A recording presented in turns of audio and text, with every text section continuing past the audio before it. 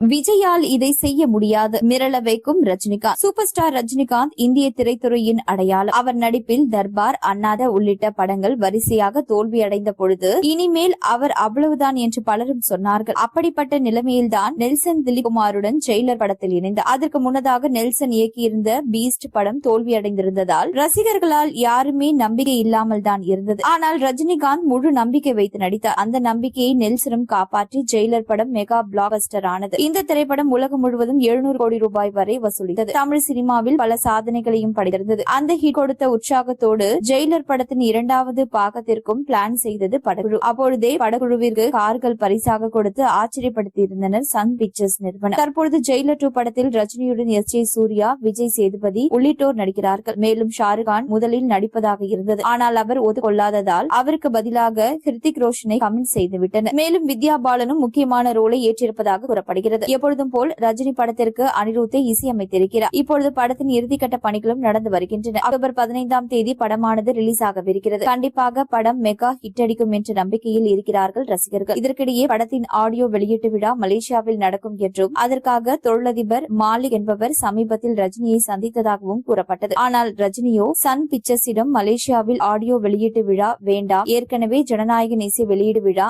அங்கே நடந்திருக்கிறது, இப்பொழுது நானும் அங்கே நடத்தினால் விஜய்க்கு போட்டியாக செய்வது மாதிரி ஆகிவிடும், அதை நான் விரும்பவில்லை என சொல்லி இருக்கிறார். எனவே மலேசியாவில் இசை வெளியீட்டு விழா இல்லை என்றார். தளபதி விஜய் ஜனநாயகன் படத்தின் வசூல் 1000 கோடி ரூபாய் கிளப்பில் இணையவில்லை. அதே நேரத்தில் தமிழில் இதுவரை யாரும் இந்த இலக்கை கடக்கவில்லை. ரஜினிகாந்த் தனது ஜெயிலர் படத்தின் மூலம் 700 கோடி ரூபாய் வசூல் செய்துள்ளார். தற்பொழுது ஜெயிலர் 2 2ஆம் பாகத்தின் மூலம் 1000 கோடி வசூலை குவித்த முதல் தமிழ் படம் என்ற சாதனையை படைக்க வாய்ப்பிருக்கிறது. விஜயால் இந்த சாதனையை இனிமேல் செய்ய முடியாது. ரஜினிகாந்த் தான் எப்பொழுதுமே தமிழ் சினிமாவின் வசூல் சக்கரவர்த்தி என்பதை நிரூபித்து விடுவார் என கூறுகின்றனர்.